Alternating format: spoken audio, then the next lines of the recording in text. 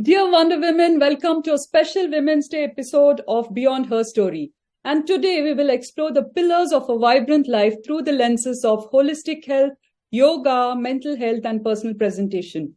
From practical tips and tricks for your daily routine to revealing the secrets behind maintaining balance and radiance, our guests are here to share their wisdom and experiences.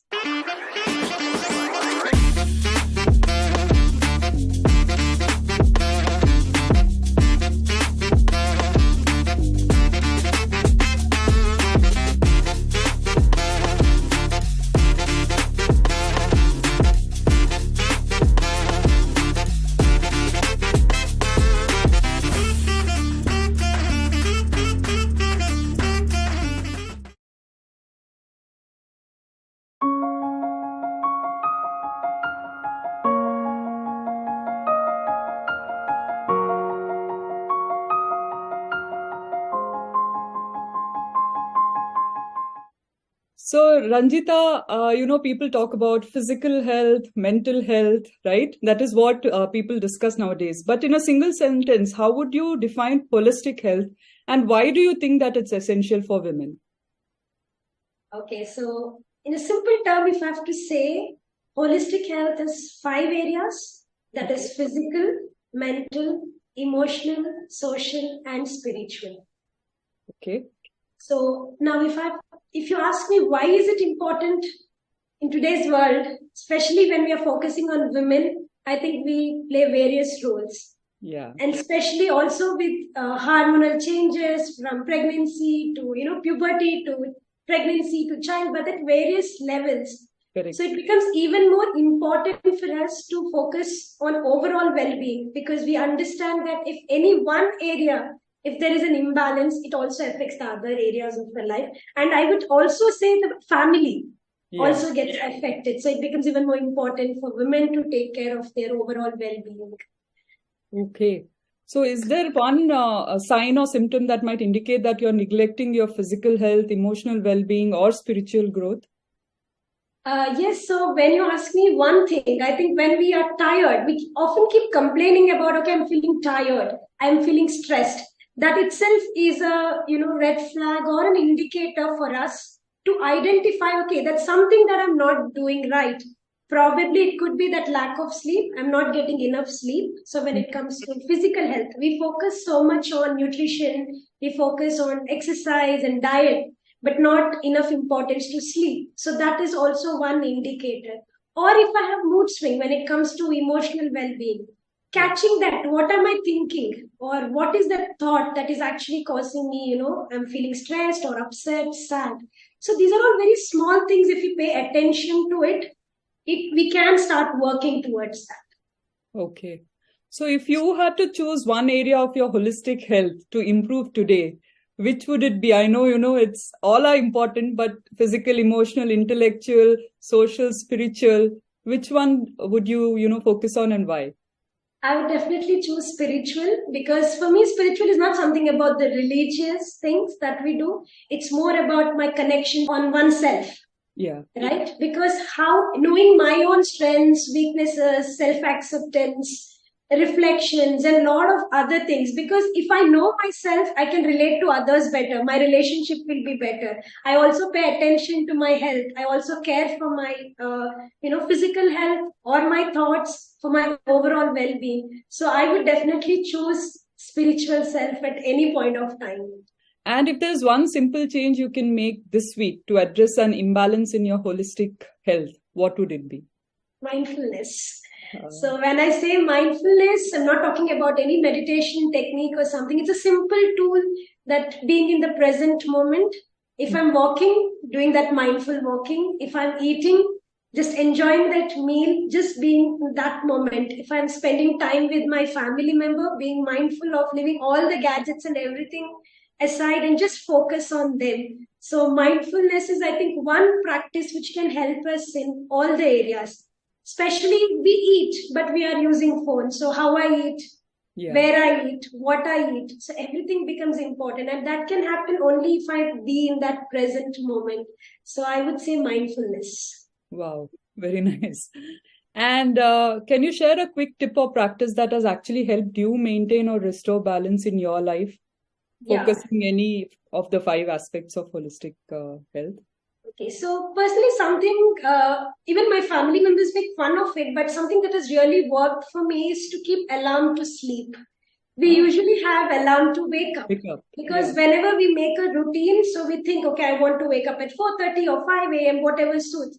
But we don't pay attention that, am I sleeping on At the time? right time, So that I get enough rest to recharge myself. And that is where my energy comes, my focus, my attention, my memory, my health, everything improves. So Okay. it becomes very crucial that we sleep on time as well. So Okay. that is, I would say, in the physical aspect, as much as exercise and diet and nutrition is important, I pay a lot of attention to sleep and also to keep the gadgets away. These are all very simple tips Yeah. which we don't pay attention to, but can change a lot. A small lifestyle changes, Yeah. right? Even I pick to read books than using my phone before bedtime. That also helps me Yeah. to go to sleep. Yeah. So, and other thing is forgiveness, because we carry a lot of emotional baggages. So again, forgiveness is for us. So if I can start paying attention. So the first one was mostly into physical when I talk about sleep. So if I have to talk about emotional thing, one thing that if I can start changing is to forgive and let go. Okay. So can I pay attention to that? These are all not very big things, but very simple things can change a lot in our life. And we did not speak about social health. Yeah. Am I being with the right people? How is my environment? So toxicity also can cause problems. So I can start drawing boundary when it comes to my social health, that aspect of holistic health. Yeah. So these are all, and am I in a stimulating environment?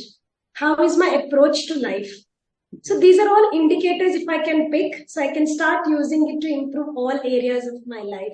Yeah. As much as I say that, one area of anything that is affecting, it can affect the other areas of life. The good news is that if we have one area is actually, if it is working good, we can use that to improve the other areas as well. Yeah. So it's not that one branch is cut or broken, so the plant is not going to die. We can nurture and take the help of the other areas and improve this. Yeah. That's how I look at holistic health. Wow. I think that's like, the way you explained it was really nice, Ranjitha, because I'm sure, a lot of people know the importance of sleep. They know the importance of wellness, of, holistic wellness. But then what we fail to do is, like you said, the small things to start implementing it. I think that is what makes all the difference. So thank you, Ranjitha. I think it was a very informative session. And thank you so much. Yeah, thanks for being a part of Wonder Woman Wednesday.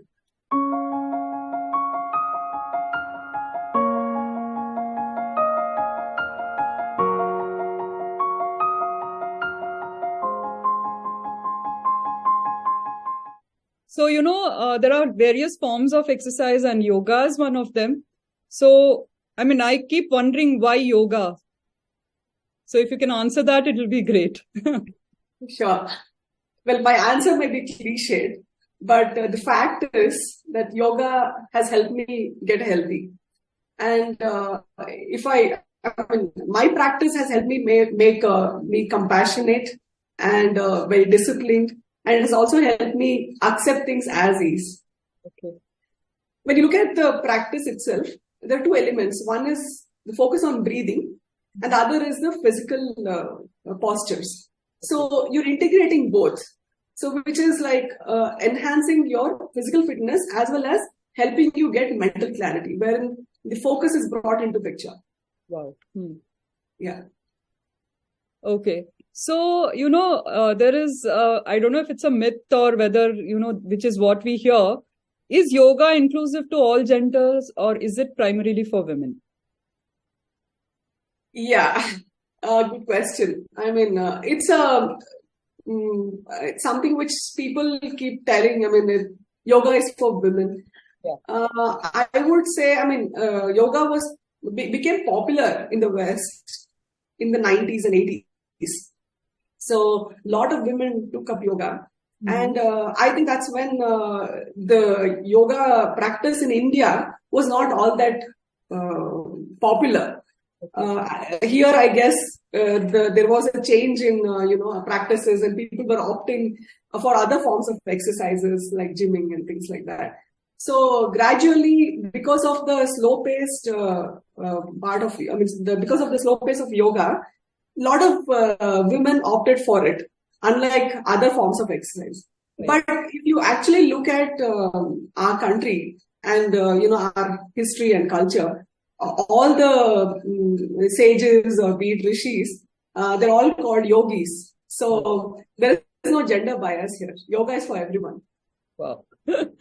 And how do you perceive the relationship between yoga and other forms of fitness, Poornima? I don't want to comment on any other form of exercise, but having said that, yoga is apart from other exercises in the sense when you look at the form itself, it just requires a mat. I mean, that's all you need. You just have to roll out the mat in a place, any place for that matter, and then just start your practice. Again, not comparing, but when you look at other forms where there's no need for you to look at your clothing, I mean, a particular attire or, some equipment, or you have to go to a particular place. Of course, for yoga too, you may be going to a studio or a class, but again, you can still practice at home, anywhere for that matter. Yeah. So that makes it very simple. And the other thing is, the beauty of yoga is you can pick up at any point in your life, as in, you can either pick it up as a child, or you can pick it up when you're in your middle age, or even when you're old. So this whole thing of, I cannot do yoga, I wouldn't agree.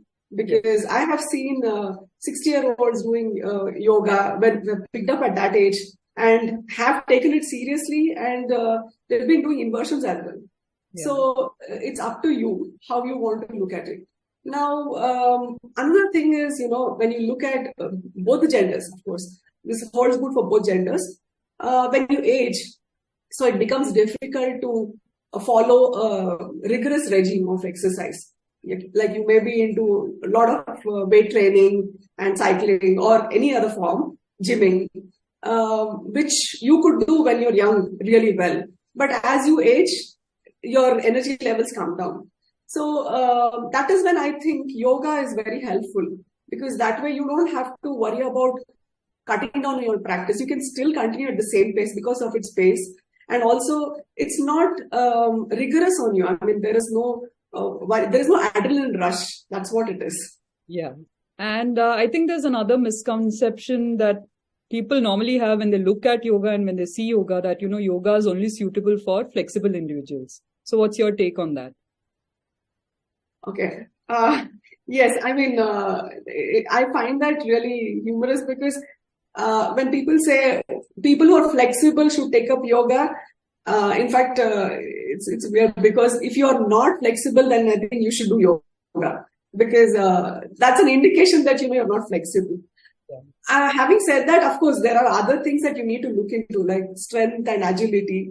Maybe, strengthening exercises are more in other forms of exercises, but even in yoga, you can look at intensive practice. Like I practice Ashtanga Vinyasa Yoga, Mysore style.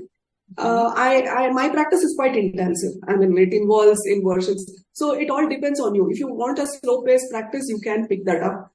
And where it involves, strength, agility, and also, the element of flexibility is involved. So, because if you're not flexible, I think you should pick up yoga and work on it. Okay, then I think I should look at it. So can consistent practice of specific yoga poses over time lead to specific health benefits or elevate certain ailments? What are your thoughts? Interesting question. This question is, a lot of people have asked me, can you suggest few poses which help us get over a certain problem, a certain health issue? Well, I would say yes. I mean, there are postures which help you specifically for a particular ailment.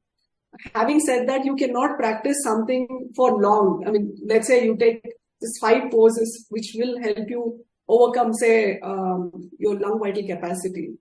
You may have some breathing difficulty, asthma, bronchitis, whatever that you have. Now, if I suggest some 5 poses which help you work on your lungs, you can't go on for long. Okay. As in, you need to also strengthen other parts of the body. So it's like saying, I always give this example. If you have let's say you've been diagnosed with something, you have a fever, the symptomatic treatment is giving paracetamol. Yeah. That is just to lower the temperature. But the underlying problem is something else, maybe a throat infection or some infection in your body. So that needs to be addressed rather than just the fever, right? So these poses or these postures that has been advised may help you go over the ailment. But at the end of the day, you have to look at a practice which will strengthen you overall, improving your health. And that's what you need to pick. So I wouldn't suggest something like, wonder 5 poses, which would, maybe you can practice for some time. It will give you relief. But going forward, you should pick up a practice which will help you strengthen. Yeah. I think that's amazing information, Poornima. So thank you so much for your time. I'm sure, our viewers will benefit from whatever you've mentioned. And I definitely have learned a lot, especially about some misconceptions that even I had. So thank you for that. Thank you so much, Sneha.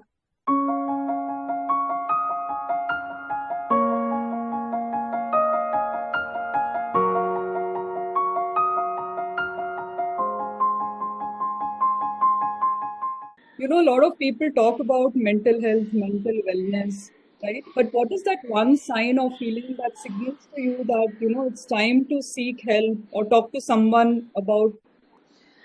Sure. So Sneha, today, to be honest, mental health is used in a very loose term. It is used as a very loose term.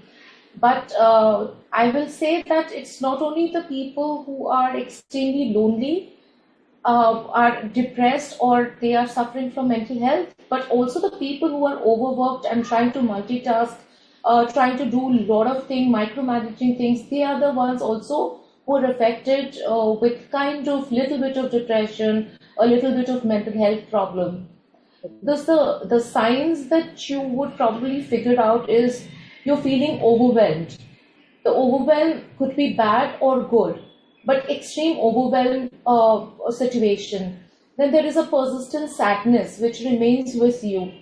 There are changes in sleep, there is change in appetite, not wanting to be presentable or change your clothes, not wanting to bathe, not wanting to interact, shutting the people out, or these are some of the signals that it's time that you seek or you need mental health. Okay. So Jaitrali, in one sentence, if you can say, how do you balance self-care with your daily responsibilities as a woman? If you ask me, it is by scheduling a me time in one's daily routine to recharge and prioritize your well-being. I think that is one of the most, one definite advice that I would be giving. Okay. And is there any, go-to resource or person that you turn to when your stress levels rise, either at work or at home? So the first thing, usually what many of us do is to go to a close friend. A close friend also means that he or she should be a very good listener and would provide you with some emotional insight and also empathetic support. Yeah. Should not be sympathetic in getting into your problems. You should be able to look at it from the outside and try solving your problems. So go-to friend initially is, I think, one of the most important things that I would do or I do. Okay. Yeah, I think that actually makes sense, like you said, empathy and sympathy. There's a lot of difference when it comes to handling those things. Absolutely. It is a thin line, yeah. But then we usually tend, when it comes to the close people, we very genuinely and automatically start sympathizing with the person instead of being empathetic. Correct. Yeah. So, is there a quick daily routine that boosts your mental well-being that you can share? It could be definitely a daily meditation, doing a little bit of yoga, going for a walk, uh, following your hobbies. Many of the women in today's, they forget, they are so involved with the children, the house, their daily routines, that they have forgotten what their hobbies are. So I would definitely ask them that, follow your hobby. If start writing little things and then tear off the papers. That gives, it gives you, helps you give vent to your inside suppressed and pent up feelings. Yeah. And, what is the one piece of advice that you would give to someone who's starting the journey towards better mental health? I will reiterate, give yourself me time for sure. Seek professional help if required. Prioritize self-care habits. Support your well-being. These are the things that, immediately crop in my mind that is definitely must do's. Therapy talk or talk therapy, sometimes it really kind of helps with a professional on a mental health support, or join a support group. Maybe you can download some mental health apps like Headspace, Calm, Talkspace, which provide you, kind of convenient access to tools for managing stress and improving the mental health. Yeah, I think, one thing that people forget is once they sort out their mental wellness, I think they'll be able to actually give more than 100% to the other aspects of their life, right? That is, I should come back to self-love. Most often that we feel that we are catering to others, and that is love. And we forget ourselves in the meantime. In this gap, what happens if you're not loving yourself enough? You're not going to be able to give 100% to whatever you are doing. So that becomes a mundane thing. So love yourself, nurture yourself, and you will automatically, the love, the flow, everything will come automatically thereafter. So beautifully put, Jaitrali. I think that's the one thing that people should follow. I mean, of course, women, but everybody should follow that. Yeah. Yes.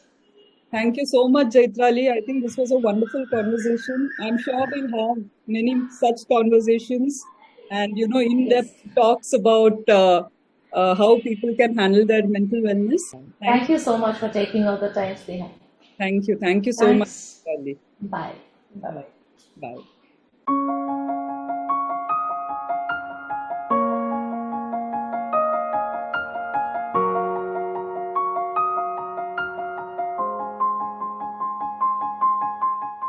So, Volga, what are your top 3 must-have makeup products for beginners? For beginners, I would say the most important thing is kajal, eyebrow pencil, a tinted lip balm. If you don't like lipstick, if you like lipstick, keep one nude shade and one dark shade. And if you don't like foundation, keep tinted SPF. Okay. 50 plus possibly. So next is, what is the one quick fix to transform an outfit from day to night? So suppose you're wearing a white shirt and a trouser, you are in office. And after office, you're going for your girls' meet or dinner or party anywhere. So you just layer it with a nice jacket, with a sequins jacket, any color. You can just layer it. If it's hot, try to layer it with thin material, thin fabric. And if it's cold, obviously, you can go with good jackets. Oh, okay. What is the one timeless fashion rule that everyone should follow? I would give suggestions for wardrobe. You must have, if you are a working lady, you must have a good blazer, a good business suit, one very good salwar kameez in neutral colors, white, light pink, beige, brown, floral prints, dupatta. If the salwar kameez is basic, try to add floral prints in your dupatta, little heavy dupatta. And third thing would be a slim fit trouser and a nice sleek shirt if you're working. Wow. What is that top mistake that people make when trying to define their personal style? This is very interesting question. So when I see my clients, when they come to me, they have someone else in their head they want to become. Okay. Oh, wow. So I always say, you see yourself what you want to be, not somebody else. You Okay. enhance your own personality, which you already have. We all have something unique and beautiful. You just have to enhance it. Yeah. So I always tell them, don't portray someone else. Okay, I want to be Neeta Ambani. Be yourself and be comfortable in your skin. And when I say be comfortable in your skin, doesn't mean just lie in your house like a panda. You have to work on yourself. Yeah. You have to get up, paint your nail, shape them, be hygienic. Yeah. Use perfume, please, ladies, use perfume, deo, whatever is your preference. It's very, very important. And one of the most hygienic thing, I say that please be yourself, but be your best. Yeah. Okay. So, let's come back to the next expertise that you have, face yoga. Yeah. So how often should, one practice face yoga to see noticeable results? And are there any exercise which are suitable for doing at even a workplace? Yes, most of the face fitness exercises are very, very convenient to do anywhere. Okay.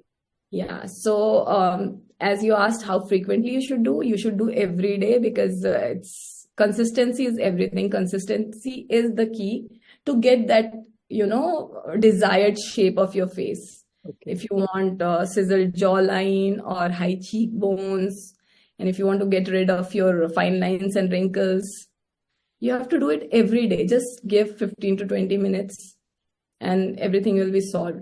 You'll see noticeable change within 20 days or 1 month. You'll start seeing the difference. Okay. And whenever you're doing exercise, make sure that your face is lubricated with some kind of facial oil or facial cream. You can't do it on dry face. It will damage your skin tissues.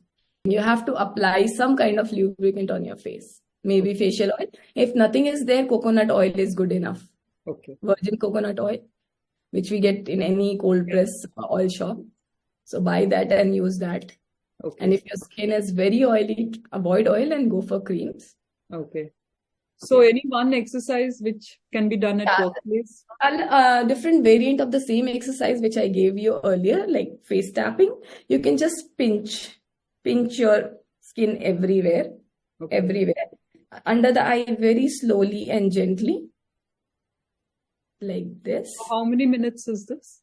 Try doing it 2 minutes, 1 minute, 2 minutes, like this, all over. Then your lips also you can pinch. Okay. Here also you can pinch, and here also you can pinch. Whole face you have to pinch basically, and do not forget your neck. Okay. It's as important as your face because age will be seen here, makeup will be seen here as well. True. So whenever you're applying makeup, make sure you cover your neck. Whenever you're doing any exercise, just put your face up and do here also and do the pinching here also. It's very important. All over. Okay. Any 3 benefits of face yoga for skin health? I'm sure you'll have many. Maybe you can just many. First, it will make you look younger. Okay. What else any woman can want? Yeah, true. And you'll have, a very plump skin because blood circulation will be very nice. You'll have that dewy look. Okay. It's on the Healthy, face. basically. Yeah, natural blush you'll have. When you'll do pinching, you'll see that it's natural blush will come on your face. Okay. And it will keep your face sculpted. You'll get jawline. Okay. It will do many benefits for you. Okay. Yeah. Just like any other yoga, it's very beneficial. Okay. Thank you. Thank you, Volga, You're welcome. for those wonderful tips and, short tips and tricks, what I call. So thank you. Thank you.